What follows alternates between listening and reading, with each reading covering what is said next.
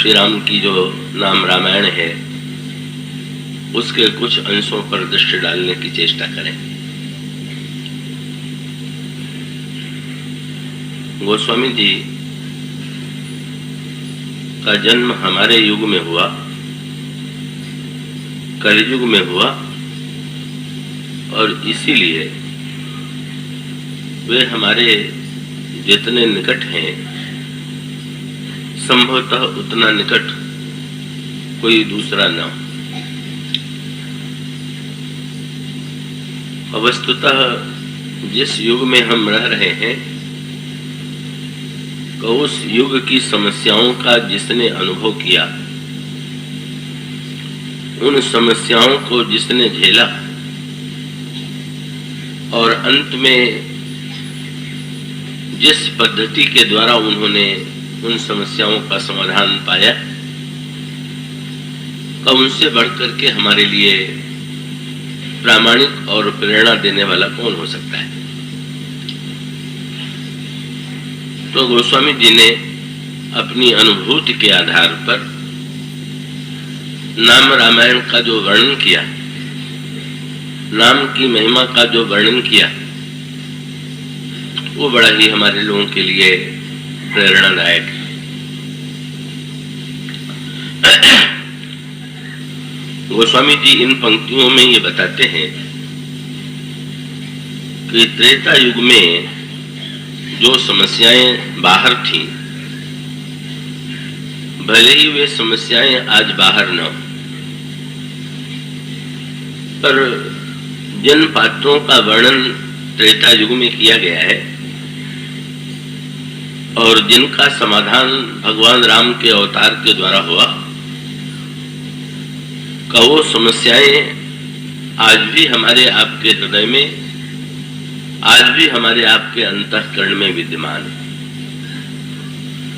और आज भी उन समस्याओं के समाधान की आवश्यकता है। और ये समाधान कैसे हो?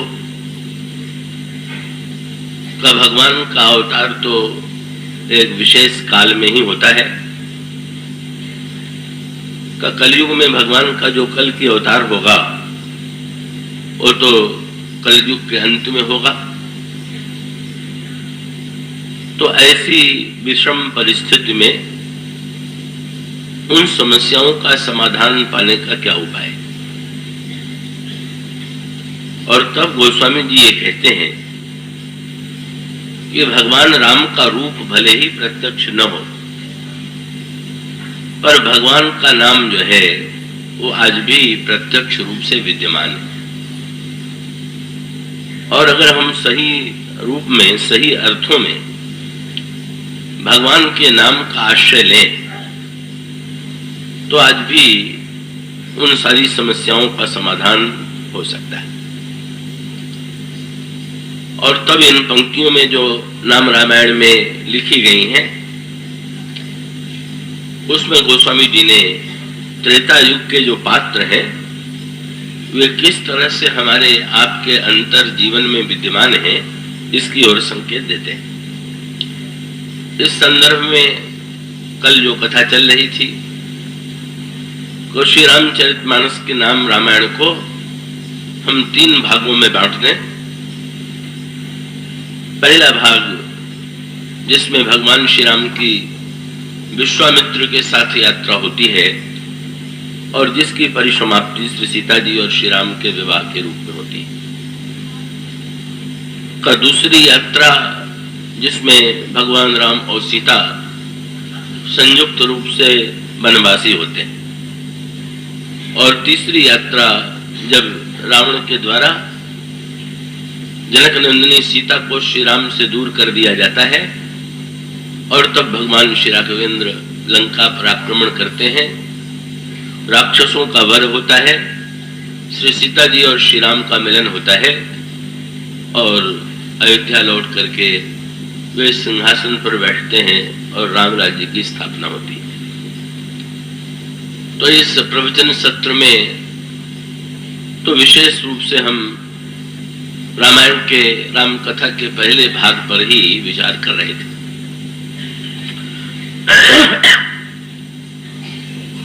कि इसमें भगवान श्री राम की जो यात्रा है का उसमें 4 कार्य, ताड़का का वध, अहिल्या का उद्धार और धनुर्भंग, और उसके पश्चात एक चौथा कार्य और संपन्न होता है। धनुष टूटने के बाद भगवान श्री राम और श्री सीता जी का उनका परिणय जो है वो संपन्न होता है, क्योंकि श्री सीता जी जयमाल डाल करके भगवान राम का वर्ण करती हैं। किंतु इसके पश्चात एक विघ्न सा सामने आता है जब परशुराम जी आते हैं, पर उसका भी उपसंहार जो है वो बड़े ही मंगलमय रूप में होता है। तो यहां पर इसको इस दृष्टि से विचार करके देखें कि ठीक इसी प्रकार से वे संत जिन्होंने नाम की महिमा का अनुभव किया है वे ही मानो विश्वामित्र हैं। और जब शिष्य के हृदय में, साधक के हृदय में वे संत भगवान की महिमा को प्रतिष्ठापित करते हैं और भगवान के नाम विग्रह से स्वयं श्री राम का नाम, ये स्वयं भी नाम भगवान है, और वे नाम भगवान से प्रेरित करते हैं कि वे कृपा करके अपनी महिमा साधक के जीवन में प्रकट करें, तो साधक की समस्याओं का समाधान होता है। तो पिछले दिनों में अहिल्या और ताड़का पर हम लोग विचार करते रहे, पर अंतिम जो समस्या थी श्री सीता और श्री राम के मिलन में बाधक के रूप में, वो ये थी कि महाराज श्री जनक ने ये प्रतिज्ञा की है कि भगवान शंकर के प्रख्यात धनुष को जो तोड़ने में समर्थ होगा, मेरी कन्या उन्हीं का वर्ण करेंगी। और यही समस्या थी कि जिसका समाधान होने के बाद श्री सीता जी ने श्री राम के गले में जयमाल डाला। तो ये शंकर जी का धनुष कहां है और उसका क्या तात्पर्य?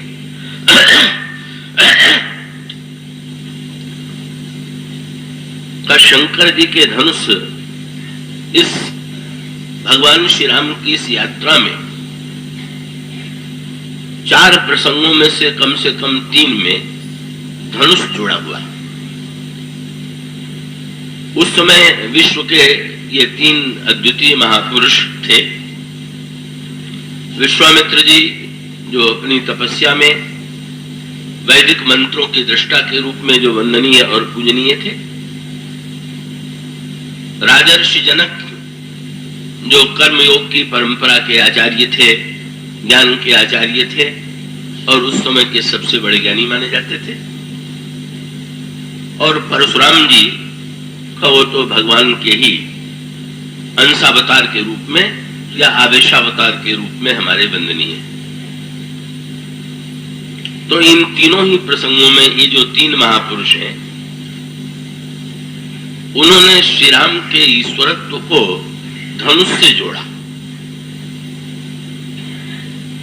का विश्वामित्र पहले से ही श्री राम के ईश्वरत्व को समझ करके ही अयोध्या गए थे, लेकिन श्री राम के ईश्वरत्व को उन्होंने पूरी तरह तब स्वीकार किया जब ताड़का सामने आई और उन्होंने श्री राम को संकेत किया और भगवान श्री राम ने एक ही बाण से ताड़का का वध किया।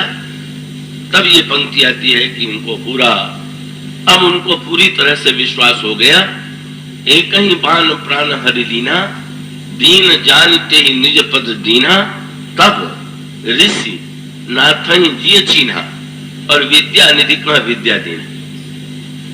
पढ़ करके कुछ विचित्र सा लगता है। तब ऋषि निज नाथई जिय चीन्हा या चीनी, तो वे तो बहुत पहले से ही पहचानते थे पर उसका अभिप्राय ये है, परोक्ष रूप से पहचानना और बात है, और प्रत्यक्ष रूप से उसका अनुभव होना। वस्तुतः जो हमने सुना है या जाना है उसकी सार्थकता यह है कि उसे हम प्रत्यक्ष रूप से उसका अनुभव जीवन में कर सकें। तो विश्वामित्र को श्री राम के ईश्वरत्व पर पूरी तरह से यह निश्चय तब हुआ जब ताड़का का वध उन्होंने एक बाण से किया। और इन तीनों महापुरुषों ने भगवान राम के प्रति समर्पण इसी रूप में किया कि जो ही ताड़का का वध हुआ, विश्वामित्र जी ने, गोस्वामी जी ने कहा, विद्या निधि कहाँ विद्या दी। भगवान श्री राघवेंद्र को विश्वामित्र के पास जितनी विद्याएं थी वो सब की सब उन्होंने उनको सौंप दी। तो विश्वामित्र का पहला समर्पण है विद्या का समर्पण ताड़का के वध के बाद। इसका सांकेतिक अर्थ क्या है, कल की कथा पर जरा दृष्टि रख करके विचार करेंगे। यद्यपि आज और भी बहुत से नए लोग आए हैं, पर कल ये बात कही गई थी कि ताड़का भेद बुद्धि है, और भगवान राम का जो एक बाण है यही मानो अद्वैत ज्ञान है। अद्वैत के बाण के बाद, अद्वैत के भगवान के श्री राम के बाण के द्वारा द्वैत बुद्धि मिट गई और विश्वामित्र जी ने विद्या अर्पित कर दी।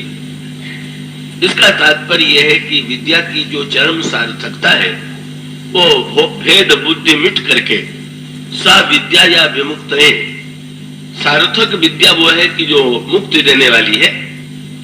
और जब भगवान श्री राघवेंद्र ने एक बाण से व्यवहार में तो ताड़का का वध किया, पर भगवान ने ताड़का को अपने आप में लीन कर लिया, तो विश्वामित्र जी ने अपनी समस्त विद्याओं को श्री राम को सौंप दिया। और शब्द गोस्वामी जी ने बड़ा सुंदर चुना, विद्या निधि कहाँ विद्या दी, विद्या निधि को विद्या दिया। और इसका सांकेतिक अर्थ यह है कि नदी हम लोगों को भी जल देती है और समुद्र को भी जल देती है, पर दोनों में वृत्ति अलग है। नदी हम लोगों को जल देती है हमारी प्यास बुझाने के लिए, पर जब वो हम लोगों को जल पिलाते हुए, तृप्ति देते हुए समुद्र की ओर जाने लगी, तो किसी ने नदी को पूछ कर रोक करके चाहा कि पूछे, तो तुम इधर कहां जा रहे हो? नदी ने कहा समुद्र की ओर। सुनने वाले ने कहा ये तो बड़ा निरर्थक कार्य है, तुम में इतना जल है और इतने लोगों को जल की आवश्यकता है और तुमने इतने लोगों को जल दिया, पर समुद्र में तो अथाह जल है, वहां तुम्हारे की जाने की क्या आवश्यकता है? क्या समुद्र को तुम्हारे जल की आवश्यकता है क्या? तो नदी ने कहा कि मैंने आप लोगों की प्यास तो बुझाई, पर मैं भी प्यासी ही हूं, और मेरी प्यास तो बिना समुद्र के कोई बुझा नहीं सकता। इसलिए आप लोगों की प्यास बुझाने के बाद अब अपने प्यास बुझाने के लिए तो मैं समुद्र में जा रही हूं। और नदी समुद्र में जाकर के अपने नाम को खो देती है, रूप को खो देती है, और यही मानो मुक्ति का जो दिव्य तत्व है। तो गोस्वामी जी उसी सूत्र को कहते हैं, विद्या निधि कहाँ विद्या दी। विश्वामित्र जी ने कहा समस्त विद्याओं का ज्ञान मेरे पास है, पर अब इसका उद्देश्य पूरा हो गया। मैं पहचान गया कि आप साक्षात ईश्वर हैं। इन विद्याओं को आप स्वीकार उसी रूप में कीजिए जैसे नदी के जल को समुद्र स्वीकार करता है। तो ये पहला प्रयोग धनुष का विश्वामित्र जी ने करा करके देखा, और धनुष का दूसरा प्रयोग जनक ने किया, और धनुष का तीसरा प्रयोग परशुराम जी ने किया। पर तीनों ने भिन्न भिन्न रूपों में इस धनुष का उपयोग भगवान श्री राम से कराया, और उसमें सबसे अटपटा प्रयोग जो था वो जनक का था कि जो भगवान शंकर के धनुष को तोड़ेगा तो उसको मेरी कन्या वर्ण करेगी। समर्पण का संकल्प वहां भी है। वहां विद्या के संकल्प का विश्वामित्र जी विद्या का समर्पण करते हैं, और यहाँ महाराज श्री जनक भी सीता जी के समर्पण के पूर्व उसके रूप में कहते हैं कि धनुष टूटना चाहिए। महाराज श्री जनक की प्रतिज्ञा इतनी अटपटी थी कि हमारे उस समय के जो आवेशावतार के रूप में माने जाते हैं परशुराम जी, वे तो बिगड़ खड़े हुए।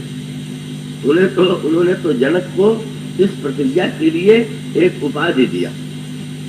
जब वे धनुष टूटने के बाद जनक की सभा में आए तो उन्होंने जनक से पूछा कि धनुष किसने तोड़ा, पर उस समय जनक के लिए एक शब्द उन्होंने जोड़ दिया, कहू जड़ जनक धनुष के तोड़ा। मूर्ख जनक, बता किसने धनुष तोड़ा? इतने बड़े ज्ञानी को मूर्ख बता दिया। परशुराम जी का तर्क ये था कि धनुष को चलवा करके देखने वाला तो बुद्धिमान हो सकता है, पर धनुष को तोड़वा करके देखना ये तो ना समझी की पराकाष्ठा है। किसी वस्तु को तोड़ करके नष्ट कर देना, और फिर धनुष जैसी वस्तु जिसका उद्देश्य तो बाण के द्वारा लक्ष्य भेद है। तो अगर तुम्हें अपनी कन्या के लिए योग्य वर की आवश्यकता थी तो तुम्हें चाहिए था कि तुम ये प्रतिज्ञा करते, तुम कोई लक्ष्य सभा में बना देते और धनुष बाण रख करके ये प्रतिज्ञा करते कि जो लक्ष्य भेद कर देगा उसको मेरी कन्या वर्ण करेगी, तो मैं समझता कि तुम बुद्धिमान। पर तुमने प्रतिज्ञा ये कर डाली कि जो धनुष तोड़ेगा उसको मेरी कन्या वर्ण करेगी। और आश्चर्य, मैंने सुना है कि उस धनुष की तुम बहुत दिनों तक पूजा भी करते रहे। तो धनुष तोड़ना अपने आप में एक मूर्खता का कार्य है, और जिसकी इतने वर्षों तक पूजा की गई उसको तोड़वा देना ये तो मानो अश्रद्धा की पराकाष्ठा है, ये तो अपराध है जो तुम्हारे द्वारा हुआ। तो बहिरंग दृष्टि से देखें तो ऐसा लगता है, किंतु परशुराम जी के वाक्य का जनक ने उत्तर नहीं दिया, पर जनक के अंतःकरण में उत्तर था। परशुराम जी ने बिगड़ करके पूछा, तुमने योग्य वर के लिए धनुष चलवा के क्यों नहीं देखा? तो जनक ने मन ही मन सोचा कि महाराज, शंकर जी ने अगर धनुष के साथ साथ बाण भी दिया होता तो मैं चलवा के देखता, पर जब उन्होंने धनुष दिया बाण नहीं दिया तो बिना बाण का धनुष तो तोड़वा ही जा सकता है, चलवाया तो जा नहीं सकता। ये है क्या? बिना बाण के धनुष का अभिप्राय क्या? शंकर जी ने दिया, पर शंकर जी ने बिना बाण का धनुष दिया, और उसका उत्तर यही है। क्रम की दृष्टि से विचार करके देखें, चाहे भगवान राम की रामायण हो और चाहे नाम की रामायण, उसका उद्देश्य क्या है? ये जो अंतःकरण चतुष्टय है, ये व्यक्ति का मन, उसकी बुद्धि, उसका चित्त और उसका अहंकार। समस्या ये है कि चारों के साथ अलग अलग समस्याएं जुड़ी हुई हैं। मन के साथ भी, बुद्धि के साथ भी, चित्त के साथ भी और अहंकार के साथ भी। तो साधना का जो चरम उद्देश्य है वो ये है, अंतःकरण शोधन इसी को कहते हैं, कि मन, बुद्धि, चित्त, अहंकार जब तक पूरी तरह से चारों शुद्ध नहीं होते तब तक व्यक्ति के जीवन की अशांति नहीं मिटेगी और व्यक्ति के जीवन में पूर्णता का बोध नहीं होगा। इसमें सांकेतिक सूत्र ये है कि ये जो ताड़का है, इसको गोस्वामी जी कहते हैं भेद बुद्धि के रूप में वेदांत की भाषा में, और नाम रामायण में कहते हैं कि ये दुराशा। मैं प्रार्थना करूंगा कि आप पूरी तन्मयता से सुने। ऋषि राम सुकेत सुताकी, सहित सेन सुत कीन दिबाकी, सहित दोष दुख दास दुराशा, दलई नाम जिमि रवि मिथिला। वेदांती तो कहते हैं ताड़का भेद बुद्धि, और भक्त कहते हैं कि ताड़का जो है वो मन में रहने वाली दुराशा। ये भी बहुत समझने योग्य बात है। मनुष्य को क्रोध भी जब आता है तो क्रोध वहीं आता है कि जहां हम किसी न किसी प्रकार की आशा अपने जीवन में पाल लेते हैं।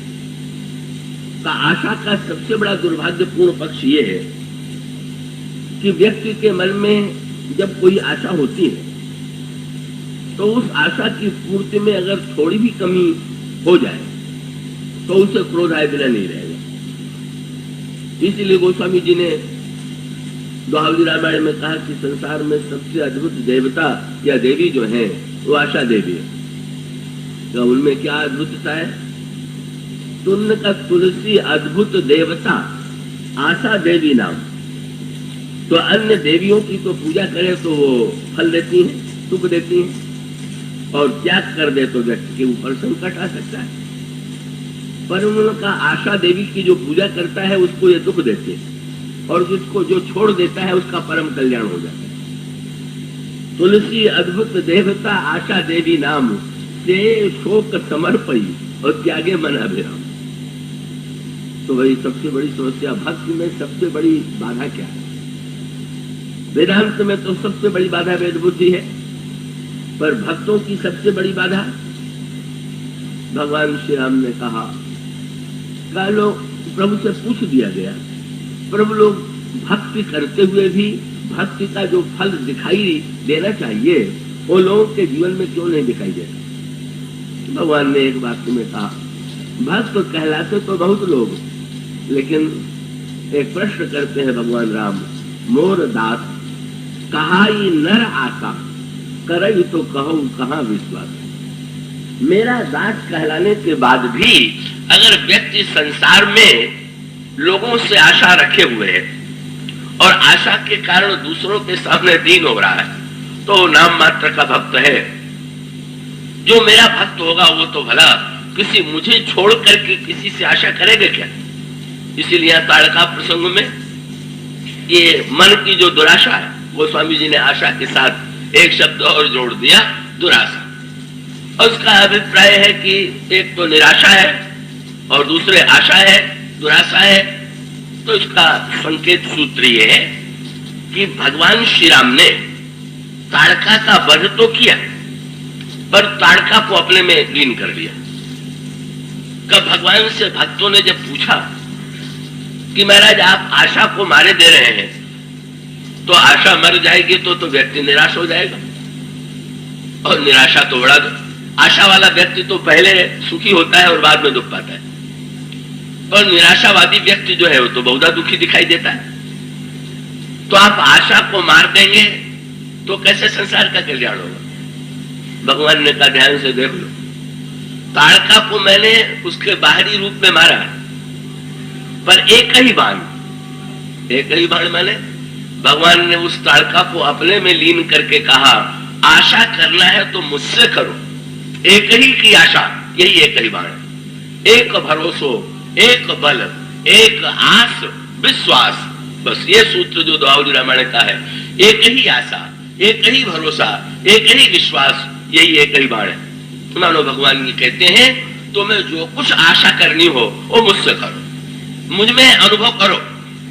इसीलिए गोस्वामी जी से जब अकबर की सभा में जाने का प्रस्ताव किया गया तो उन्होंने कहा कि भाई मैं तो ऐसी सभा का सदस्य बन चुका हूं कि जहां स्वार्थ और परमार्थ दोनों की सिद्धि हो जाती है। हम चाकर रघुवीर के पटो लिखे दरबार, तुलसी अब का होंगे नर के मनसबदार। का हमने तो पट्टा लिख दिया है उस राजसभा में, अब क्या हम मनुष्य के मनसबदार बनेंगे क्या? और इसी तरह से उन्होंने कह दिया, मैं अन्यत्र भटकूं तो क्यों भटकूं, क्यों कस्वार्थ परमार्थ सकल सुलभ एक ही हो। हमारे प्रभु ने अगर ये कहा होता कि तुम्हारी परमार्थ की पूर्ति तो मैं करूंगा पर स्वार्थ की पूर्ति के लिए तुम संसार की ओर जाओ, तो मुझे संसार की ओर देखना पड़ता। लेकिन जब प्रभु ने कह दिया कि तुम्हारे स्वार्थ और परमार्थ दोनों की सिद्धि मैं करूंगा, तो अन्यत्र भटकने की क्या आवश्यकता है? ताड़का मन की दुराशा।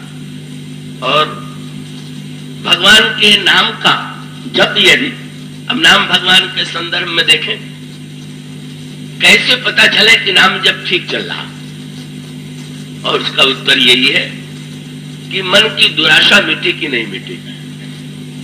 अगर हम नाम भगवान का जप कर रहे हैं, नाम भगवान का आश्रय लिए हुए हैं और हमारे अंतःकरण में नाम की महिमा के प्रति पूरा विश्वास है, तो हम ये अच्छी तरह से समझ लेंगे कि जो भी हमारी कामना है, चाहे वो भौतिक हो और चाहे पारमार्थिक हो, नाम भगवान के द्वारा वो कामना अपने आप पूर्ण की जा सकती है और की गई है और की जाती रही।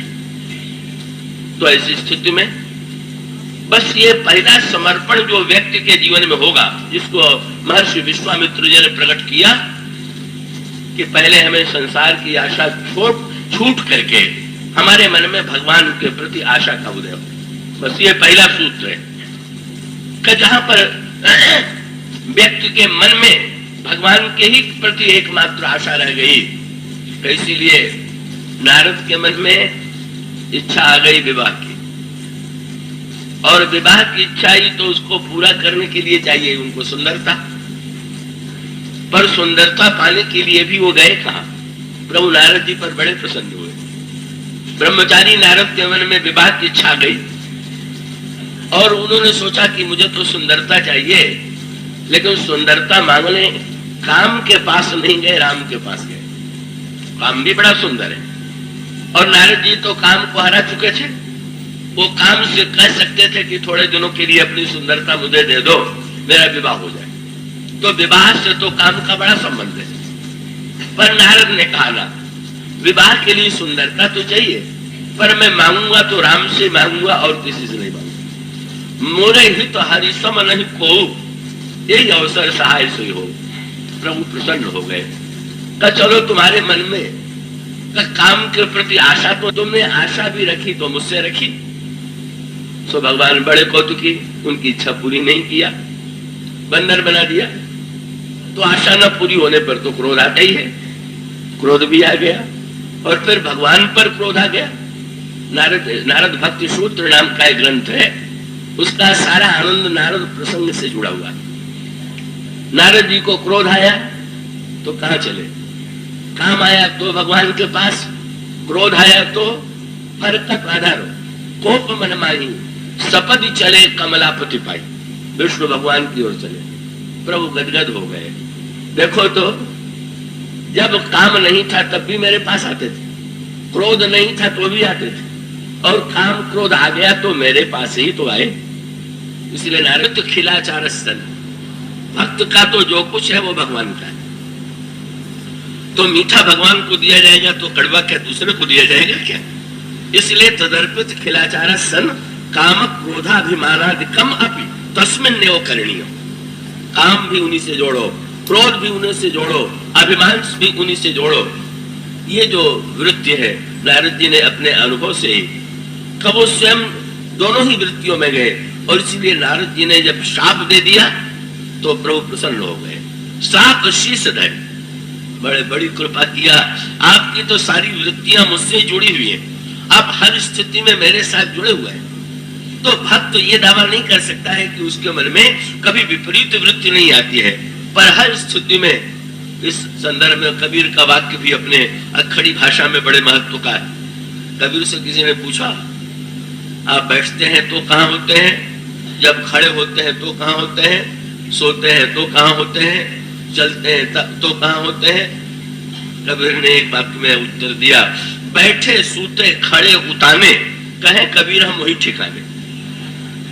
कभी चाहे मैं बैठा हूं, चाहे सोऊं, चाहे चलूं, चाहे बैठूं, पर बस रहता हूं मैं उसी ठिकाने पर और किसी ठिकाने पर नहीं रहता। यही है जीवन में पहली सफलता ये है नाम जप करने की या भगवान की भक्ति करने की, कि हमारे जीवन में हर नाता सीतापति रघुनाथ जू, तुम लगी मेरी दौड़। हे सीतापति श्री राघवेंद्र, मेरी सारी दौड़ तो आपकी और आपके पास ही। कैसे? सीतापति रघुनाथ जी, तुम लगी मेरी दौड़, जैसे काग जहाज को सूझत और न ठौर। महाराज कपक्षी वृक्ष बदला करते हैं, कभी इस डाल पर, कभी इस डाल पर, कभी इस वृक्ष पर, कभी इस वृक्ष पर जो जहाज के ऊपर बैठ गया पक्षी, और जहाज चला गया समुद्र में। अब उसके मन में भी कभी कभी उड़ने की बात आती है, उड़ता है, लेकिन समुद्र में और कोई वृक्ष तो लगा हुआ नहीं है कि जाके उस पर बैठ जाए। तो लौट लौट करके फिर से उसी जहाज के जो मस्तूल है उसी पर आकर के बैठता है। बोले प्रभु, मैं भवसागर में, अब जब आपके आश्रय के द्वारा, आपके आश्रय से मैं भवसागर में चल पड़ा और अन्य आश्रयों का मैंने परित्याग कर दिया, तो प्रभु आपके पास से जाऊं भी कुछ क्षणों के लिए, तो अंत में लौट लौट करके आपके पास आऊंगा, अन्यत्र जाने का मेरे पास कोई उपाय नहीं। तो भाई पहली कसौटी है कि मन की दुराशा मिटी कि नहीं मिटी। ताड़का का वध हुआ और ताड़का भगवान में लीन हो गई। और दूसरी कसौटी, दूसरी समस्या बुद्धि है, ये अहिल्या है। इस बुद्धि में भोगा शक्ति आ गई और भोगा शक्ति के कारण बुद्धि जड़ हो गई। दूसरा प्रश्न यह है कि हमारे जीवन की भोगा शक्ति मिटी कि नहीं, हमारे बुद्धि की जड़ता मिटी कि नहीं, हमारी बुद्धि में चैतन्यता का उदय नहीं हुआ। तो अहिल्या का, ताड़का का वध जो है मन का उद्धार है, और अहिल्या का उद्धार जो है वो बुद्धि के दोषों का निराकरण है। और ये शंकर जी का धनुष क्या है? बस जो सबसे कठिन समस्या है वो तो यही है। मन और बुद्धि की समस्या की अपेक्षा भी जो सबसे कठिन समस्या है वो अहम की समस्या है। और ये जो अहम की समस्या है, अहम माने भगवान शंकर ने इस धनुष को स्वीकार किया और स्वीकार करने के बाद इसका त्याग करके महाराज जनक को दे दिया।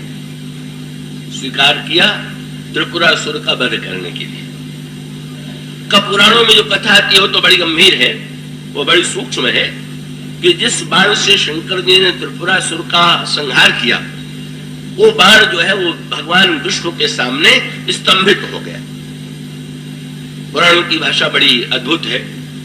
और उसका अभिप्राय क्या है कि जीवन में अहंकार को स्वीकार करना होगा कि नहीं। तो भाई अगर हम कोई साधन करना चाहें, सत्कर्म करना चाहें, किसी कर्तव्य का पालन करना चाहें, तो किसी न किसी प्रकार का अहम तो स्वीकार करना ही पड़ता है। जब यहां पर मैं आप लोगों के सामने सबसे ऊपर बैठ गया हूं, तो ये तो अहंकार ही है। पर यह अहंकार इसीलिए स्वीकार किया गया है कि अगर भगवान के चरित्र को सुनाना है, कथा सुनानी है, तो उतने समय के लिए अपने आप को एक सात्विक अहंकार के रूप में वक्ता भी अपने वक्तृत्व का अहंकार स्वीकार कर रहा था। और जितना भी कर्म आप करेंगे बिना किसी अहंकार के नहीं करेंगे, चाहे वो सात्विक अहंकार हो, रजोगुणी अहंकार हो, तमोगुणी अहंकार हो। तो ये धनुष जो है वो अहंकार की समस्या का समाधान है। भगवान विष्णु के सामने धनुष के स्तंभित होने का तात्पर्य है कि अंत में का जिस समय साधना का लक्ष्य पूरा हो जाए, तो साधना का लक्ष्य पूरा होते ही व्यक्ति का कर्तव्य है कि वो अपने आप को अहंकार से मुक्त कर ले। का जो कर्म हम जिस समय कर रहे हैं उतने देर के लिए हम उस कर्म के रूप में, कर्ता के रूप में लोगों को दिखाई दें।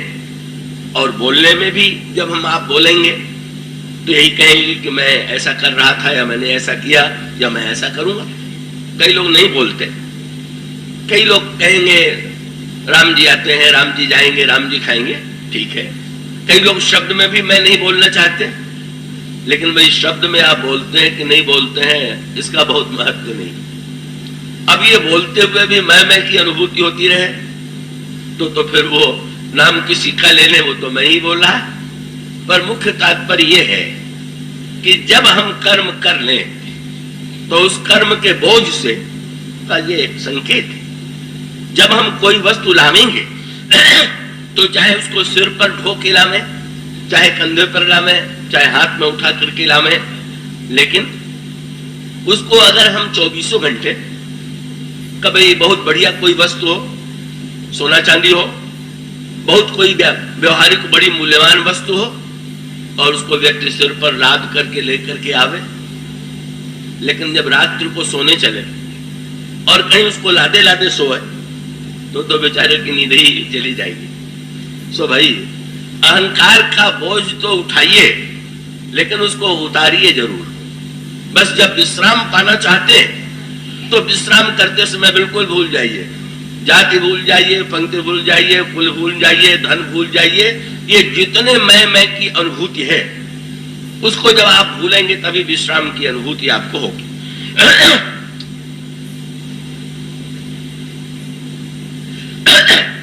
यही है भगवान शंकर के चरित्र की महानता का। मानो त्रिपुरासुर, ये लंबा प्रसंग है, इसकी विस्तृत व्याख्या भी दूसरे रूप में आपके सामने की जा चुकी है।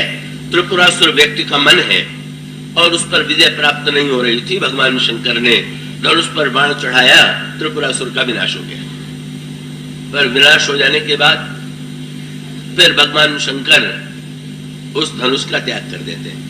यही जो है धनुष के द्वारा मैं को स्वीकार करके अंत में उद्देश्य पूरा होने पर मैं का त्याग। और क्यों त्याग? त्रिपुरासुर को मुक्ति मिल गई। सो धनुष ने भगवान शंकर को एक दिन उलाहना दिया। वो स्वामी जी ने कहा धनुष जो था वो शंकर जी का चेला बन गया था। किसी ने पूछ दिया कि ये धनुष श्री राम को देखते ही इतने जल्दी टूट क्यों गए, इतनी सरलता से उठ क्यों गए? तो गोस्वामी जी ने कहा मनो हो तो पुरानी पढ़ायो। अरे शंकर जी के पास बहुत दिन था, शंकर जी ने इसको पाठ पढ़ा दिया था।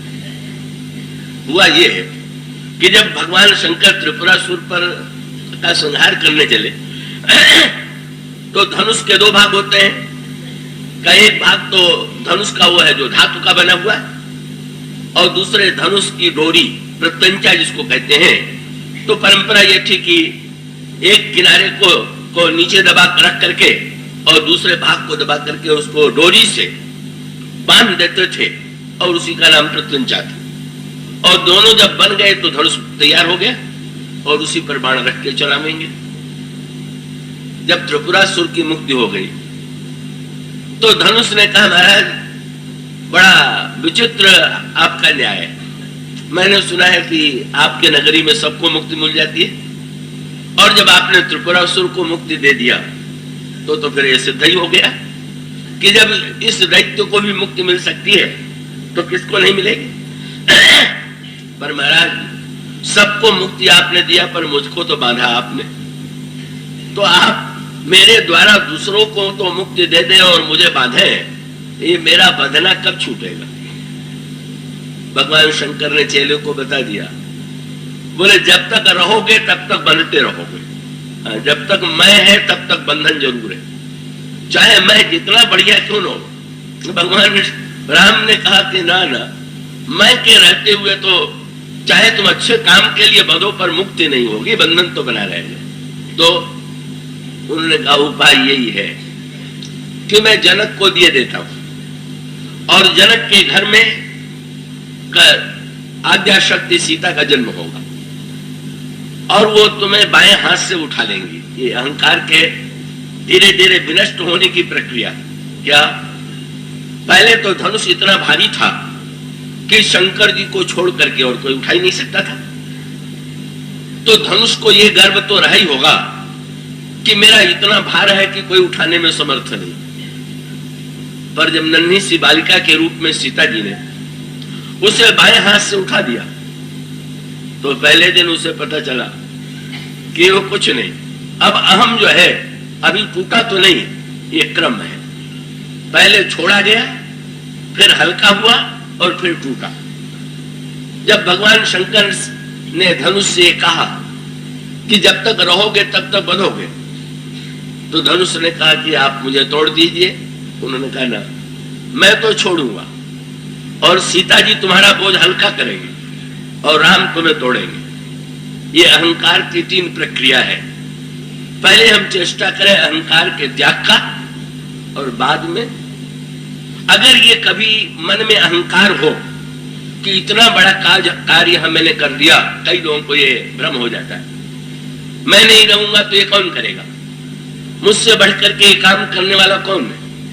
ये तभी तक गर्व है जब तक महाशक्ति की भुजा का चमत्कार आपने नहीं देखा। अरे ये महाशक्ति जो है उस शक्ति का एक नन्हा सा कण, एक नन्हा सा बिंदु पा करके हम आप इतने बड़े कार्य करते हैं। अगर उस महाशक्ति की ओर देखने लगे तो लगने लगेगा कि ना ना ये बहुत भारी नहीं था। तो महाशक्ति ने उसका बोझ हल्का कर दिया और शंकर जी ने कह दिया मैं छोड़ता हूं, सीता जी तुम्हारा बोझ कम कर देंगी और जब श्री राम आवे तो फिर बिल्कुल विलंब मत करना, तब तुम अपने आप उठ करके उनके किसी बिना प्रयास के टूट जाओगे, फिर विश्वास रखो फिर तुम्हें कभी बंधना नहीं पड़ेगा। तो भाई धनुष की मुक्ति जो है वो तो बिना टूटे हो नहीं सकती है। और इसका अभिप्राय है कि अहंकार जब तक न टूटे तब तक भक्ति और भगवान का विवाह कैसे हो, शक्ति और ईश्वर का मिलन कैसे हो। इसलिए महाराज जनक ने जो प्रतिज्ञा की थी वो उनकी जड़ता नहीं थी, वो वस्तुतः उनका ज्ञान था। पर परशुराम जी के चरित्र में बड़ा विचित्र विरोधाभास है का एक और वो भी राम, ये दो राम हैं रामायण में, बल्कि हमारे पुराणों में तो 3 राम हैं। द्वापर युग में बलराम है और त्रेता युग में एक ही युग में परशुराम है और राम है, ये 3 राम। पर इन 3 रामों में से आपने एक अंतर देखा, 2 रामों के साथ एक एक शब्द जुड़ा हुआ, ये तीसरे ही राम ऐसे हैं कि जिनके साथ कोई शब्द नहीं जुड़ा। ये भगवान कृष्ण के छोटे भाई हैं, उनका नाम राम पर उसके साथ पहले शब्द जोड़ दिया गया बलराम, और हमारे परशुराम जी उनके नाम के साथ जुड़ गया परशुराम। भगवान श्री राघवेंद्र का बलराम जी बड़े थे तो बलराम का नाम हो गया, परशुराम जी फरसा लेकर के चलते थे तो परशुराम हुआ। और इस न्याय की दृष्टि से देखें तो श्री राम का नाम होना चाहिए था धनुष राम, क्योंकि ये धनुष लेके चलते। पर बड़ी अनोखी बात, उन लोगों के साथ उपाधि जुड़ गई, पर निरुपाधि जो है वो तो ब्रह्म ही है। उपाधि के द्वारा बल और परशु के द्वारा जो विशिष्टता का बोध है वो तो वस्तुतः तात्विक बड़प्पन नहीं है। फरसे के द्वारा कोई सिद्ध करे कि मैं कितना बड़ा हूं, या हल और मुसल के द्वारा सिद्ध करे कि मैं कितना बड़ा हूं, तो इसका अर्थ है कि उसका बड़प्पन जो है कहीं न कहीं बाह्य किसी वस्तु से जुड़ा हुआ। जो पूर्ण राम है, जो निरपेक्ष राम है, वो केवल राम। वो तो बहुत बढ़िया वार्तालाप हुआ परशुराम जी और भगवान राम का, दोनों रामों का अंतर सामने आ गया। और यूं कह लीजिए कि राम ही राम को नहीं पहचान पा रहे हैं और राम अंत में राम को पहचान जाते हैं और पहचान करके वो भी समर्पित हो जाते हैं। तो राम जब राम को नहीं पहचान पाते हैं तो एक अंतर दोनों रामों में दिखाई दे गया। परशुराम जी को अपनी उपाधि से इतना मोह हो गया, प्रत्येक जीव की दशा यही है, कहो परशुराम ही नहीं, हम लोग भी ईश्वर के ही अंश। लेकिन किसी न किसी वस्तु के द्वारा हम अपने को बड़ा सिद्ध करते हैं। एक व्यक्ति कहता है मैं ब्राह्मण हूं, सिद्ध हो गया। क्या? अरे जब ईश्वर का अंश है तो क्या ब्राह्मण बनने से और बड़ा हो गया क्या? तो इसका अर्थ है कि उसको ईश्वर के अंशत्व में बड़प्पन नहीं दिखा, जाति में बड़प्पन दिखा। जब कोई व्यक्ति किसी पद का अभिमान ले तो इसका अभिप्राय यह है कि वो साक्षात ब्रह्म का स्वरूप होते हुए भी जब किसी संसार के छोटे पद के द्वारा ब्रह्म पद छोड़ करके जब वो किसी भौतिक पद के द्वारा अपने को श्रेष्ठ मान रहा है तो कहीं ना कहीं इसमें भ्रांति हो गई। परशुराम जी महाराज में यही स्थिति आ गई थी। क्या? जब वो सभा में आए तो फरसा लेके आए। ध्यान रखिएगा, भगवान श्री राघवेंद्र धनुष बाणधारी तो है, पर समय समय पर धनुष बाण छोड़ भी देते हैं। जिस दिन धनुष यज्ञ में आए उसके एक दिन पहले भगवान राम पुष्प वाटिका में गए, और पुष्प वाटिका में गए तो धनुष बाण लेके बिल्कुल नहीं गए। इसका अभिप्राय क्या? अगर भगवान राम की अपने धनुष में आसक्ति होती और वो सोचते कि मेरा तो परिचय है धनुष बाण, तो पुष्प वाटिका में भी लेकर के जाते। पर प्रभु से किसी ने पूछ दिया, पुष्प वाटिका में गए आप तो धनुष बाण क्यों लेकर के नहीं गए? भगवान राम ने कहा जहां लड़ाई में जीतना हो वहीं तो शस्त्र लेके जाना चाहिए, पर वहां पर तो प्रेम का राज्य था और प्रेम में जीतने की शोभा नहीं, हारने की शोभा है, इसलिए वहां पर मैं शस्त्र ले जाके क्या करता, उसकी क्या अपेक्षा है। भगवान राम ने अपने गौरव को धनुष के साथ नहीं जोड़ा। भक्त लोग भले कहें कि धनुष बाण ले लीजिए, वो ले लेंगे, लेकिन उनको छोड़ने में कोई संकोच नहीं। परशुराम जी उसी को नहीं छोड़ पाते। आते हैं सभा में तो फरसा लिए हुए, कंधे पर रखे हुए, और जब किसी से बात करते हैं तो बस चाहते ही हैं कि चाहे मुझे न देखे पर मेरे फरसे को देख ले, ये उनकी बड़ी इच्छा रहती है। इसलिए जब लक्ष्मण जी से भी बात करने लगे तो यही कहा, ये धनुष यज्ञ का प्रसंग क्या है, लक्ष्मण परशुराम का प्रसंग जो है का बड़ा ही प्रिय प्रसंग है, का जनता में बड़ा लोकप्रिय प्रसंग है। जब रामलीला में उत्तर भारत में तो रामलीलाओं में सबसे भीड़ का जो दिन होता है वो लक्ष्मण परशुराम के संवाद का दिन होता है। तो वही का एक महात्मा ने बहुत बढ़िया बात कही, बड़ी भीड़ हुई लक्ष्मण परशुराम प्रसंग में, लीला में। आयोजकों को प्रसन्नता होती है कि भीड़ हुई, तो किसी ने गदगद होकर कहा महाराज देखिए आज कितनी विशाल भीड़ है। तो उन्होंने कहा कि हाँ भीड़ देख के तुम्हें तो प्रसन्नता हुई पर मुझे तो थोड़ी निराशा हुई। क्या, कल भी रामलीला थी और कल भी रामलीला होगी, पर आज जितनी भीड़ है न तो कल थी न कल होगी। इसका अर्थ है कि रामलीला में भी जिस दिन झगड़े की बात हो उसी दिन ज्यादा भीड़ होती है। तो ये रामलीला देखने आते हैं कि तू मैं सुनने आते हैं, और इसका अर्थ है कि लोग बड़ा आनंद लेते हैं। परशुराम जी ने क्या कहा तो लक्ष्मण जी ने क्या कहा, मैं तो आपसे बताऊं कानपुर वगैरह में तो प्रसिद्ध प्रसंग ही है परशुराम, और वो 1-2 घंटे में रामलीला उस दिन नहीं होती, पूरे रात जो है वो लक्ष्मण परशुराम का वार्तालाप वो लोग कराते हैं। उन्होंने एक वाक्य कहा और बड़ी प्रशंसा तब मानी जाती है कि मैंने देखा एक सज्जन प्रशंसा करने लगे कि आप जानते हैं जो परशुराम बनते हैं वो कितना अच्छा पाठ करते हैं। क्या बोले, वो पाठ करते करते ऐसा पैर पटकते हैं कि तख्ता जरूर टूट जाता है, मानो एक कसौटी हो गई श्रेष्ठता की। अगर तख्ता नहीं टूटा तो आनंद की वो अनुभूति नहीं। सत्य पूछिए तो ये प्रसंग बस 2 सूत्र हैं, अहमता का त्याग और ममता का त्याग, सूत्र बस इतने ही है। परशुराम जी जो राम है और तात्विक दृष्टि से सभी राम है का अगर उनके जीवन में कोई प्रतिकूलता आ गई है तो उसके 2 सूत्र है, ममता और अहमता, और इन दोनों का मिट जाना ही मुक्ति है, इन दोनों का अभाव हो जाना ही समर्पण है। परशुराम जी की समस्या ये है, धनुष में इतनी अहमता कि उसको कंधे पर रखे हुए ढो रहे हैं। अब जब लड़ना नहीं है तो फरसे को हमेशा हिलाते रहने की क्या आवश्यकता है, पर वो रखे हुए। और जब लक्ष्मण जी से बात करने लगे तो लक्ष्मण जी की ओर नहीं देखा, सामने है लक्ष्मण और परशुराम जी देख किधर रहे, बोले चितई परसु की ओर, ऊपर देखा। उनको लगा कि शायद इस लड़के ने इसको नहीं देखा, तो मैं जब ऊपर देखूंगा तो ये भी देखेगा, इसलिए बोले। पर लक्ष्मण जी तो अनोखी, अब वो फरस की ओर क्या देखे।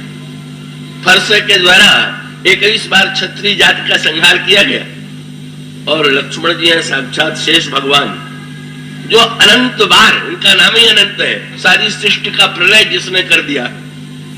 अब अरबों बार जिसने प्रलय किया हो वो 21 बार के संहार को क्या महत्व दे, वो क्या देखे। उन्होंने आंख उठा के देखे ही नहीं। और जब लक्ष्मण जी उत्तर देने लगे तो बिगड़ गए। परसु विलोक महित कुमारा, मुझसे बोलने से पहले फरसे को देख लो, कब फिर तुम बोलना। पर लक्ष्मण जी ने तुरंत कह दिया, यहाँ कुमड़ बतिया को नहीं, ये तर्जनी देखी मर जाही। महाराज आप भूल जाइए, वो आप फरसे के द्वारा जो चमत्कार करते रहे हैं, किसके सामने खड़े हैं, जरा ये तो विचार करके देखिए। अनंत के सामने, शेष के सामने, क्या आप मुझे डराने की चेष्टा कर सकते हैं क्या? तो सूत्र क्या है? भगवान श्री राम ने, श्री लक्ष्मण ने परशुराम जी की समस्या का सूत्र दे दिया। भगवान राम से परशुराम जी ने पूछा धनुष किसने तोड़ा? भगवान राम ने कहा तोड़ने वाला कोई आपका दास रहा होगा। इतनी घुमावदार भाषा की परशुराम जी सोचने लगे ये कौन तोड़ने वाला है कि जिसकी ओर सफाई दे रहे हैं राम। उन्होंने कहा कि राम तोड़ने वाला तो मेरा शत्रु है, वो निकल आवे नहीं तो हम सबका सिर काट लेंगे। पर भगवान राम मुस्कुरा करके, अब भगवान राम अलग तो थे ही, उनके सामने खड़े थे, वो कह रहे कि तोड़ने वाला अलग हो जाए, सो बिलगाई बिहाई समा जाए।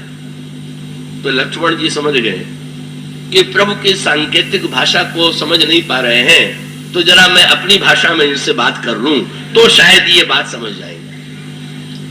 तो भगवान राम बोले ही चुप थे कि लक्ष्मण जी ने बोलना प्रारंभ कर दिया। लक्ष्मण जी ने तुरंत कहा, बहु धनु ही तोरी लरिकाई, कबहू न असरिस कीन गोसाई। महाराज हम लोग तो लड़कपन में नित्य यही काम करते हैं, याद रखिएगा। राम और लक्ष्मण दोनों का कार्य धनु ही तोड़ना, चाहे धनु ही हो चाहे धनु। परशुराम जी उस पर अंतर करते हैं, धनु ही सम धन। और इसका अभिप्राय क्या? ईश्वर का काम तो अहंकार को तोड़ते रहना, वो उसका खेल, लड़कपन में तोड़ देता है। इसका अभिप्राय ईश्वर तो जीव के अहंकार को खेल खेल में तोड़ता ही रहता है। लक्ष्मण जी कहते हैं महाराज अरे ये तो धनु ही तोड़ते ही रहते हैं। और उत्तर दिया कि इतनी धनु ही टूटी तब आप कभी नहीं आए, आज क्यों आ गए? और तब बता दिया महाराज धनुष टूटने से दुख होता होता तो जब हमारे श्री राम ने धनुष तोड़ा है, धनु ही तोड़ी होती तो आप आते। लेकिन पूछते हैं लक्ष्मण जी, बहु धनु ही तोरी लरिकाई, कबहू न असरिस कीन गोसाई। यही धनु पर ममता के ही हेतु। सूत्र दे दिया महाराज धनुष के टूटने उठने से कुछ नहीं होता, समस्या केवल एक ही है कि महाराज ये धनुष किसका है? उन्होंने कहा शंकर जी का। तो महाराज जब शंकर जी का धनुष है तो शंकर जी को न क्रोध आना चाहिए था, आपको क्यों आ रहा? पूछा उन्होंने, जब शंकर जी से किसी ने पूछा कि आपका धनुष टूटने पर आपको बुरा क्यों नहीं लगा? शंकर जी हंसने लगे, जब मैंने जनक को दे दिया तब भी धनुष मेरा ही बना रह गया। हाँ, कई लोग ऐसे होते हैं कि वस्तु देने के बाद भी समझते यही रहते हैं कि मैंने ही दिया। मानो अगर ममता छोड़ी तो अहमता बढ़ा लिया, सावधान रहने की बात है। दान देना माने ममता छोड़ना, और ममता छोड़ने के बाद अगर हम उसको निरंतर याद करते रहे कि हमने ये दिया है तो हमने अहमता को बढ़ा लिया। इसलिए उन्होंने कहा महाराज समस्या ये है, शंकर जी ने ममता छोड़ दिया, जनक ने ममता छोड़ दिया और धनुष ने ममता छोड़ दिया, बस आपने जोड़ दिया। अनित्य वस्तु से जो टूटने वाली वस्तु है, जो मिटने वाली वस्तु है, आपने बलपूर्वक उससे ममता जोड़ लिया। दुख जो है ममता के कारण होता है, टूटने उठने के कारण नहीं होता है। आप चिकित्सा कीजिए अपने ममता की, और वो वहां पर ये ममता का एक रोग पकड़ में आ गया, ममता आ गई। और दूसरी अहमता, भगवान राम जब परशुराम जी से कहते थे तो कहते थे आप तो ब्राह्मण हैं, आप तो ब्राह्मण हैं, आप तो मेरे पूज्य हैं। बड़े बिगड़े क्या? कतु बार बार बार मुनि विप्रवर कहा राम सन राम, तो बोले भृगुपति सरुस हंसी तुम बंधु संबाम। बिल्कुल तू छोटे भाई की तरह ये टेढ़ा है, मुझे ब्राह्मण क्यों कह रहा? प्रभु ने कहा महाराज कोई इसमें अपमान हो गया क्या? तो उन्होंने कहा संसार में तो यही अहम, जैसे सब हैं हम वैसे नहीं, हम दूसरे से श्रेष्ठ हैं, यही अहंकार की वृत्ति है। और यही उन्होंने कहा ब्राह्मण शब्द स्वयं सम्मान का सूचक था, भगवान राम सम्मान दे रहे थे। पर परशुराम जी को यह लगता है कि क्या जो संसार में ब्राह्मण हैं उनके बीच में मुझे भी एक ब्राह्मण कहा जा रहा। श्री राम से कहने लगे निपट ही द्विज करी जान से मोही। अरे मैं बस यहीं से या तो ममता या भाषण का प्रारंभ हुआ, मैं जस विप्र सुनामो तो ही, पहले सुन लो मैं कैसा ब्राह्मण हूं। मैंने यज्ञ किया है पर मेरा यज्ञ दूसरे प्रकार का, चाप श्रुआ सर आहुति जानू, कोप मोर अति घोर किसानू, समिधि सेन चतुरंग सुहाई, महामहीप भय पशु आई, मैं यही परसु काट बल दीने, समर यज्ञ जग कोटि कीन्हे, मोर प्रभाव मैं से शुरू हुआ और मोर से समाप्त हुआ। मोर ममता है और मैं से, मोर प्रभाव विदित नहीं तोरे, बोले बोलसी निधरी विप्र के भोरे। भगवान श्री राम ने कहा महाराज कोई उपाय है आपके शांत होने का? तो कमी आ गई। ये जो अहम की कमजोरी है सबसे बड़ी ये है कि अहम वाला व्यक्ति निरंतर चिंता करता रहता है कि हमारे समान दूसरा पैदा न होने पावे। ये अहम की खास और यही उनमें है। परशुराम जी ने कहा तो एक काम करो, धनुष बाण लेकर के मुझसे लड़ो। भगवान राम ने कहा अगर लड़ना न चाहे तो उन्होंने कहा लड़ना नहीं चाहते तो एक काम करो। क्या? बोले करु परितोष मोर संग्रामा और नाहित छाणु कहाऊ रामा। ये तुम्हारा राम नाम मुझे बड़ा खटक रहा। बस यही अहम की सबसे बड़ी चोट है। ये तो कई लोगों में कमजोरी होती है। अपने घर में बच्चे का कोई नाम हो और दूसरा रख दे तो कई लोग इसमें भी दुख मान जाते हैं, जब उनका नाम वो कोई निश्चित नहीं है कि उन्हीं के लिए बना हुआ। पर वो व्यक्ति कहता है अरे मैंने इस बच्चे का नाम रख दिया, उस दूसरे ने अपने बच्चे का भी वो नाम रख दिया। परशुराम जी जैसा बड़ा व्यक्ति, ये कितनी बड़ी दुर्बलता कि वो श्री राम से कहते हैं कि तुम अपना राम नाम छोड़ दो, हमारा झगड़ा तुम्हारा मिट गया। राम रहेगा तो एक ही रहेगा। पर वस्तुतः जो पूर्ण राम है, दोनों रामों में क्या अंतर है? एक राम वो है जो कहते हैं मुझे छोड़ करके दूसरा राम न हो, और दूसरे राम वो है कि जो चाहते हैं कि सब राम बन जाएं, राम को छोड़ करके और कुछ कोई हो ही नहीं। जब कुंभकर्ण को भी लीन कर लेते हैं, रावण को भी लीन कर लेते हैं, राक्षसों को भी लीन कर लेते हैं, सबको लीन कर लेते हैं, तो एक राम वो है जो सबको राम बना रहे हैं, और दूसरे राम वो है कि जो ये कहते हैं कि मुझे छोड़ करके दूसरा नाम तो वही राम नाम। पर ये भगवान राम ने बड़ा मीठा उत्तर दिया, हाथ जोड़ करके खड़े हो गए और प्रभु ने कहा कि महाराज अगर सारा झगड़ा नाम का ही है, धनुष वनुष केवल बहाने ही है। हाँ, ये संसार में अधिकांश झगड़े नाम को लेकर के ही है।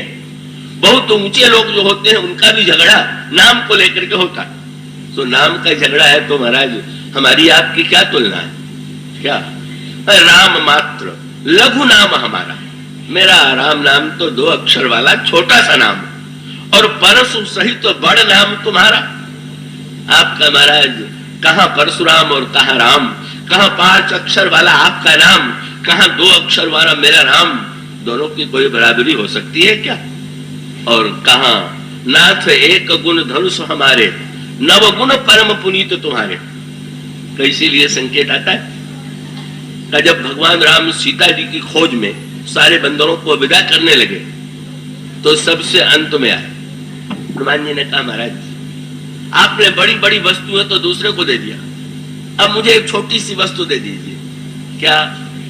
बोले बस ये आपका 2 अक्षर वाला नाम जिसको आपने परशुराम जी से सबसे छोटा कहा था, बस वो नाम मुझे दे दीजिए और सब बांट दीजिए दूसरों को। और वही किया। हनुमान जी को प्रभु ने तुरंत जो है राम नाम की मुद्रिका दिया और उस मुद्रिका को हनुमान जी ने मुंह में ले लिया। पर ये नन्हा सा राम नाम जो भवसागर से पार कर देता है, नन्हा सा राम नाम जो सुरसा लंकनी पर विजय प्राप्त कराता है, और नन्हा सा राम नाम का वो तो राम नाम की दिव्य महिमा। मैं तो कभी कभी आश्चर्य करता हूँ, कई लोग जब रामायण में प्रश्न करते हैं तो प्रश्न सुन के बड़ी निराशा होती है। एक सज्जन ने राम नाम के संदर्भ में 2 प्रश्न मुझसे किए कि राम नाम की मुद्री हनुमान जी लेकर के गए, तो लेकर के जाने के बाद मुंह में लेकर के गए तो तुलसीदास जी ने कहा हनुमान जी ने मुद्री गिरा, हनुमान जी ने ऊपर से मुद्री गिरा दिया। तो उन्होंने पूछा कि मुद्री गिराने के पहले उसको धो लिया कि बिना धोए गिरा दिया। उनको ये बड़ी चिंता हो गई कि मुंह में कोई वस्तु रहेगी तो झूठी हो गई, और सीता जी को कोई वस्तु दी जाए और झूठी दे दी जाए तो ये तो बड़ा अपमान है। और दूसरा प्रश्न एक सज्जन ने किया सेतु बंधन के प्रसंग में, पत्थर नल नील ने हल्के तो कर दिए, पर पत्थरों को जब समुद्र में डाला गया तो वो लहरों के द्वारा दूर जाने लगे। उपाय तो कहा गया कि रा और म, एक पत्थर में रा लिखा जाए और दूसरे में म लिखा जाए, पत्थर जुड़ जाए। इस साधनों में अभिमान की गुरुता दूर हो जाने के बाद भी साधन एक दूसरे से जुड़ जाए, इसके लिए नाम के आश्रय की आवश्यकता। पर प्रश्न पूछने वाले ने अद्भुत रूप से पूछ दिया कि जब पत्थर पर राम नाम लिखा गया और बंदर चले तो इसका अर्थ है कि राम नाम पर पैर रख करके चले। यह तो बड़ा गड़बड़ हुआ, राम नाम पर पैर रखना। मैं क्या कहूं, ये दोनों ही प्रसंग बड़े तात्विक हैं और इसका अर्थ ही है। मैं आपको विश्वास दिलाता हूं कि हनुमान जी ने बिना धोए ही मुदरी डाल दिया था, उन्होंने धोने के फेर में नहीं पड़े। हनुमान जी अगर धोते तो नामापराध हो जाता। कई बार मैं अनुभव करता हूं, माला जप का अभ्यास कुछ है तो कभी कभी ऐसा होता है कि कहीं भोजन के लिए तो मुझसे लोग कहते हैं, जब मैं भोजन के लिए बढ़ता हूं तो कहते हैं कि जरा हाथ धो ले। अब मैं ये सोच के निराश हो जाता हूं कि अगर भगवान के नाम से अंगुली अशुद्ध हो रही है और पानी से शुद्ध होगी तो ये तो नामापराध हुआ। उससे बढ़कर के हमारा हाथ कब शुद्ध होगा, जब वो भगवान के नाम का। हनुमान जी तो ये बताना चाहते थे, मुंह में जाके सब झूठा हो जाता है, यह सब झूठा हो जाता है। एक राम ही नाम है कि वो लीजिए तो झूठ का भी दोष मिल जाए और झूठ का भी दोष मिल जाए। राम नाम तो झूठा ही बांटा जाता है। एक कीर्तन किया जा रहा है, किसी के मुंह से ही तो निकल रहा है। क्या आप कान बंद कर लेंगे कि ये दूसरे के मुंह से निकल रहा है इसलिए झूठा हो गया? राम नाम वस्तुतः शुद्ध करने वाला है, वही सत्य है। और इसी प्रकार से राम नाम पर पैर रखने का अर्थ इस अर्थ में मत देखिए, उसका अर्थ है कि राम नाम ही सारे विश्व में परिव्याप्त है। जब साधनों के साथ साथ हम राम नाम के सहारे से टिकते हैं तो हमारे जीवन में भव सागर को हम पार कर जाते हैं, उसका तात्विक अर्थ है। तो वस्तुतः ये जो नन्हा सा राम नाम है ये तो परम कल्याणकारी है। परशुराम जी से भगवान राम ने यही कहा, मेरा छोटा सा राम नाम। और उसके पश्चात फिर उसका जब अहमता और ममता दोनों की ओर संकेत हुआ तो इनने भी तीसरी परीक्षा लिया। क्या? उन्होंने कहा कि तुमने धनुष तोड़ के भी दिखा दिया और धनुष चला के भी दिखा दिया, पर मेरी तो तीसरी परीक्षा। क्या? राम रमापति कर धनु लेहू और खेचहू चाप मिटे संदेह। मेरे पास जो धनुष है उसको लेकर के खींच लीजिए तो मैं समझ लूंगा। शंकर का धनुष तो आपने तोड़ दिया, अब विश्व का धनुष खींच के दिखा दिया। ये अंतिम परीक्षा है और यही सबसे बड़ी परीक्षा है। साधना की पराकाष्ठा, मन की दुराशा दूर हो गई, बुद्धि की जड़ता मिट गई, अहंकार का धनुष टूट गया। और उसके बाद शंकर जी के परशुराम जी कहते हैं अब विष्णु का धनुष खींच लीजिए। और विष्णु कौन है? ये जो चित्त है उसके प्रतीक। रामायण में आपको सूत्र मिलेगा, अहंकार शुभ बुद्धि जो मनसि चित्त महान। विष्णु है वो चित्त। बोले महाराज अहंकार को तोड़ दिया, अब जरा चित्त को खींच के दिखाइए। अंत में ईश्वर चित्त खींच ले, यही अंतिम कसौटी है। ये चारों बातें जब हमारे आपके जीवन में होंगी, भगवान राम ने हाथ नहीं आगे बढ़ाया पर धनुष स्वयं चला गया। परशुराम जी ने पूछा कि आपने धनुष को खींचा क्यों नहीं? भगवान ने हंस करके कहा, महाराज संसारी लोगों के चित्त को खींचना पड़ता है, आपका चित्त तो अपने आप इतना पवित्र है कि वो खींचा चला आया, मैं क्यों खींचूं?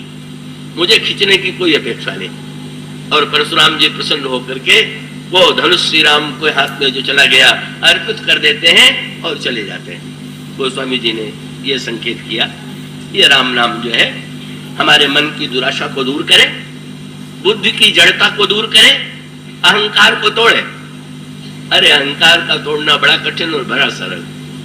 भगवान राम तो धनुष के पास पहुंचे तो ढूंढने लगे, देखने लगे कि ठीक बीच में कहा, और तेहि क्षण राम मध्य धनु तोड़ा।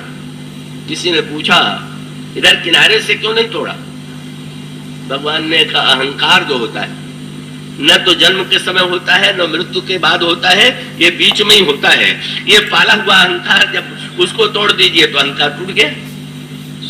जब हमारा चित्त भगवान की ओर खींच के चला जाए, हमारा अहंकार प्रभु के चरणों में अर्पित हो जाए, हमारी बुद्धि की जड़ता दूर हो, हमारे मन की दुराशा दूर हो, मानो यही नाम साधना का चरम उद्देश्य है। और गोस्वामी जी ने लिख करके ये वचन दिया है, उन्होंने विनय पत्रिका में कह दिया, मैं आप लोगों को विश्वास दिलाता हूं, उन्होंने कहा, प्रिय नामते जाहि न रामो ताको भलो कठिन कलि कालहु आदि मध्य परिणाम।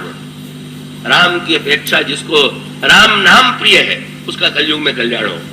ये कह देते हैं राम की अपेक्षा भी जिसको नाम प्रिय है उसको मैं विश्वास दिलाता हूं कि उसका कल्याण होगा।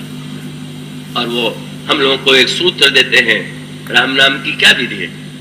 वो स्वामी जी ने एक बात कही और उन्होंने कहा, राम राम जप, राम राम रट, राम राम रमु जीहा, राम नाम नव नेह मेह को मन हटि हो ही पपिया, सब साधन फल कूप सरित सरे सागर सरिल निराशा, राम नाम शुभ स्वाति सुधा शुभ सीकर प्रेम पियासा, सकल अंग पद अगम गमन कर विलमन छिन छिन छाहे।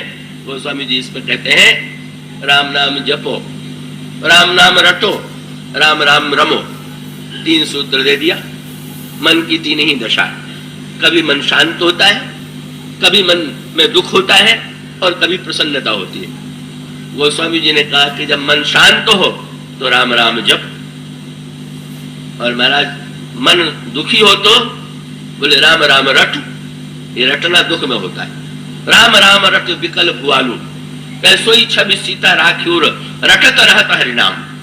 जब होता है शांत मन स्थिति में, रटना होता है जैसे कोई बीमार है, संकट में है, वो पुकारे जा रहा है, ये राम नाम का रटना है।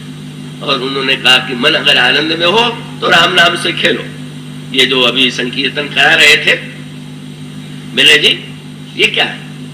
ये जो संगीत के साथ वाद्य के साथ ये क्या है? ये राम नाम से खेलना, आनंद के आनंद की सृष्टि हो रही। गोस्वामी जी ने कहा जीवन में चाहे जो परिस्थिति आवे, आनंद की, संकट की और शांति की, बस इस राम नाम को लीजिए। और वो विश्वास दिला देते हैं। उन्होंने कहा अपनो फलो राम नाम हिते तुलसी समुझ परो। तो ये राम नाम की अनंत महिमा वो तो कितने भी समय कही जाए समाप्त होने वाली नहीं।